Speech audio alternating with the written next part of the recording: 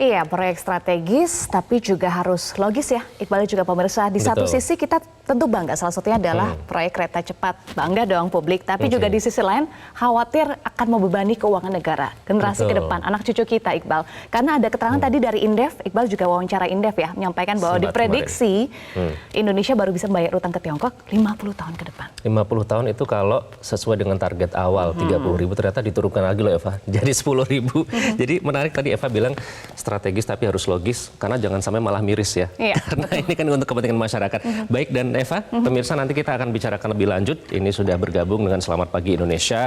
Akankah generasi penerus kita tersandera beban utang dan justru nantinya tidak menikmati dampak dari proyek strategis nasional seperti Ibu Kota Nusantara dan kereta cepat?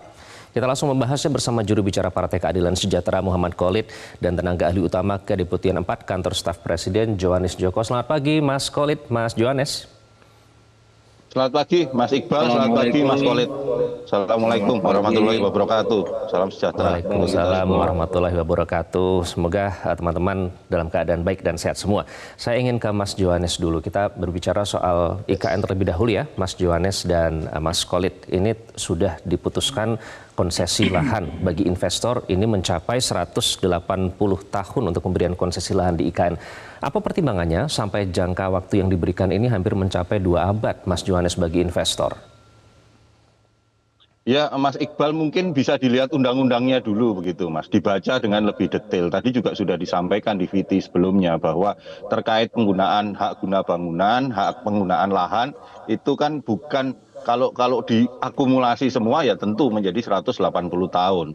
Tetapi harus dilihat ada tahapan-tahapan, ada siklus-siklus di mana orang kalau badan usaha atau apapun investasi kalaupun mau mendapatkan sampai ke angka 180 itu ada tahapannya.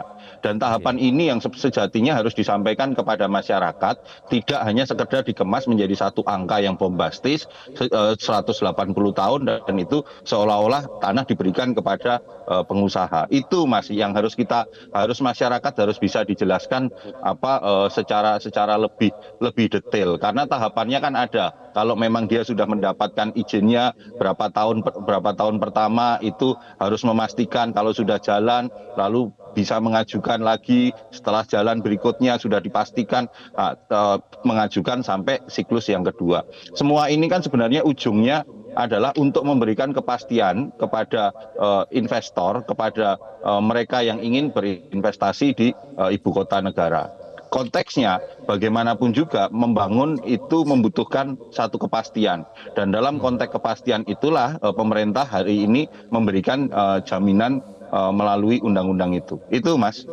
Oke, jadi ada tahapannya 180 tahun, jangan hanya betul. Jadi tidak hanya langsung tidak hanya langsung dibungkus 180 tahun dan itu yang ditangkap oleh masyarakat, tidak seperti itu. Tadi Pak Suharso pun juga sudah menjelaskan, dari teman-teman dari PKS pun tadi, yang Pak siapa tadi juga di VT juga menjelaskan. Sebenarnya itu yang harus kita jelaskan juga kepada publik itu Mas. Baik. Dapatkan informasi, download Metro TV Extend sekarang.